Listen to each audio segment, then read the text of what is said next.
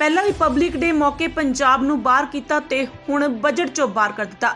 ਇਹਨਾਂ ਸ਼ਬਦਾਂ ਦਾ ਪ੍ਰਗਟਾਵਾ ਮੁੱਖ ਮੰਤਰੀ ਭਗਵੰਤ ਸਿੰਘ ਮਾਨ ਪੰਜਾਬ ਨੇ ਕੇਂਦਰ ਸਰਕਾਰ ਵੱਲੋਂ ਪੇਸ਼ ਕੀਤੇ ਗਏ ਆਮ ਬਜਟ ਨੂੰ ਲੈ ਕੇ ਕੀਤਾ ਹੈ। ਮੁੱਖ ਮੰਤਰੀ ਨੇ ਕਿਹਾ ਕਿ ਕੇਂਦਰੀ ਬਜਟ ਨੇ ਸਿਰਫ ਪੰਜਾਬ ਨੂੰ ਹੀ नहीं सगों किसानों ਨੂੰ भी निराश किया है। आज जो यूनियन बजट पेश किया गया माननीय वित्त मंत्री साहिबा के द्वारा, बड़े दुख से कहना पड़ रहा है कि उसमें पंजाब का कोई नामो निशान ही नहीं है। इससे पहले 26 जनवरी की झांकी पंजाब की गायब थी, रिपब्लिक डे से पंजाब गायब था, अब देश के बजट से पंजाब गायब है।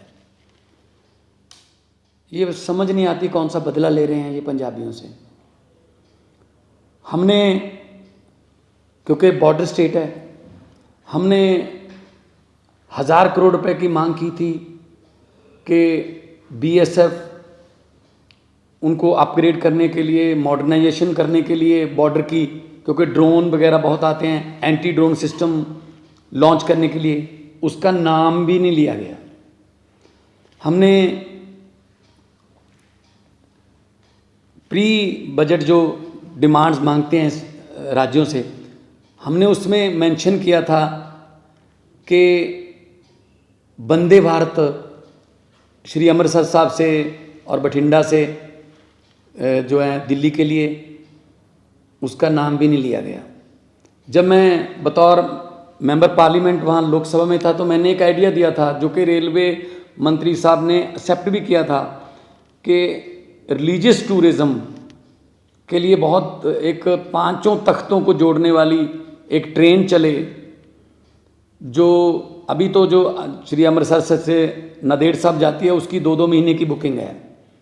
अगर आप श्री अकाल तख्त साहब से तख्त श्री केसगढ़ साहब तक, अगला पड़ाव जो है तख्त श्री पटना साहब तक, उससे अगला पड़ाव तख्त श्री हजूर साहब नांदेड़, उससे अगला पड़ाव जो है वो तलवंडी साहबों का हो और वापस फिर अकाल तख्त साहब।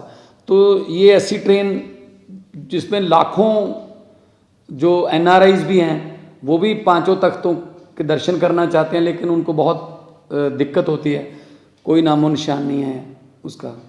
और कोई एमएसपी, नई फसल पे कोई एमएसपी नहीं दी गई है। हमने कहा था कि 1500 रुपये पर एकड़ जो पराली जलाने की समस्या है उसमें 1500 रुपये पर एकड़ सेंटर दे दे, बाकी हम दे देंगे, लेकिन उसका भी नाम नहीं लिया गया। किसानों को तो मतलब अपने हाल पे छोड़ दिया गया, किस्मत पे छोड़ दिया गया है। और हम कॉलेज बना रहे हैं, 16 नए मेडिकल कॉलेज बना रहे हैं। इन्होंने कहा है कि जी कि नर्सिंग कॉलेज खोलेंगे, कब से खोलेंगे,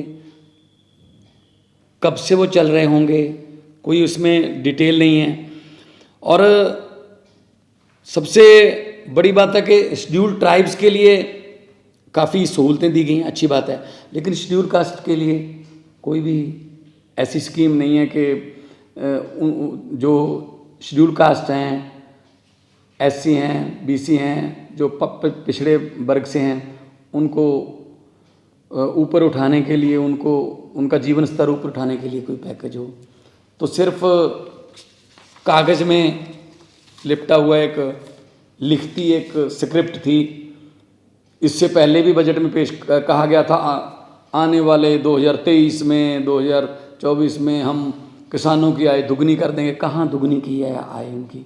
एमएसपी के नाम से तो ये सरकार, मेरे ख्याल में सेंटर सरकार जो है चिढ़ती है। तो किसानों से एक किस्म का बदला लिया गया है, क्योंकि उन्होंने आंदोलन किया था, इतना बड़ा आंदोलन किया था, तो किसानों के बारे में कुछ नहीं बोला गया, कोई एमएसपी नहीं दी गई। और पंजाब एक बॉर्डर स्टेट है, हमें बहुत चैलेंजेस हैं। हमारी पुलिस को अपग्रेड करने के लिए, हमारे बॉर्डर को अपग्रेड करने के लिए हमने एक सजेशन दिया था कि जो तार के पार 3-3, 4-4 किलोमीटर तार के पार ज़मीन है, क्यों ना तार को हम 200 मीटर तक ले जाएं। इंटरनेशनल लॉ है कि 150 मीटर तक आप लेके जा सकते हो, लेकिन हम कहते हैं 200 मीटर तक ही ले जाओ, ताकि जो तार के पार जिनकी ज़मीन है वो किसान जो हैं उनको आई कार्ड दिखा के, और बीएसएफ का भी टाइम उनकी फिस्किंग में, तलाशी लेने में जाता है। बीएसएफ खुद जाती है खेती करवाने के लिए। तो के 200 मीटर तक तार ले जाएं तो बहुत सी ज़मीन जो है वो तार से इधर आ जाएगी, बहुत किसानों को फ़ायदा हो जाएगा, उसका कोई मेंशन नहीं किया गया। तो मुझे तो लगता है ये कोई बदला ले रहे हैं पंजाब से, लेकिन पंजाब जो है वो एक ऐसी स्टेट है जिसने 90% कुर्बानियाँ देश को आज़ाद करवाने में और अभी भी देश की आज़ादी को कायम रखने में हम कुर्बानियाँ दे रहे हैं। तो ऐसा पंजाब के साथ अन्याय जो है वो अच्छा नहीं है। और हम जब डिमांड फॉर ग्रांट्स बजट पे डिबेट चलेगी तो हमारे जो साथी सांसद हैं राज्यसभा में, हम ये बातें माननीय वित्त मंत्री जी को याद कराएंगे कि पंजाब को आप देश का हिस्सा मानो, पंजाब को देश में से मनफी नहीं कर सकते, क्योंकि पंजाबी हैं जो पूरे देश को खाना भी खिलाते हैं, पंजाबी हैं जिन्होंने हरा इनकलाब ला के देश को अनाज के मामले में जो आत्मनिर्भर बनाया था। तो अब उनको ऐसे छोड़ना, लावार छोड़ना अच्छी बात नहीं। ਹੋਰ ਅਪਡੇਟ ਖਬਰਾਂ ਦੇਖਣ ਲਈ ਸਬਸਕ੍ਰਾਈਬ ਕਰੋ ਸਾਡਾ YouTube ਚੈਨਲ ਆਜ਼ਾਦ ਟੀਵੀ ਅਤੇ ਲਾਈਕ ਕਰੋ ਸਾਡਾ Facebook ਪੇਜ ਤੇ ਨਾਲ ਲੱਗੇ ਬੈਲ ਬਟਨ ਨੂੰ ਪ੍ਰੈਸ ਕਰੋ।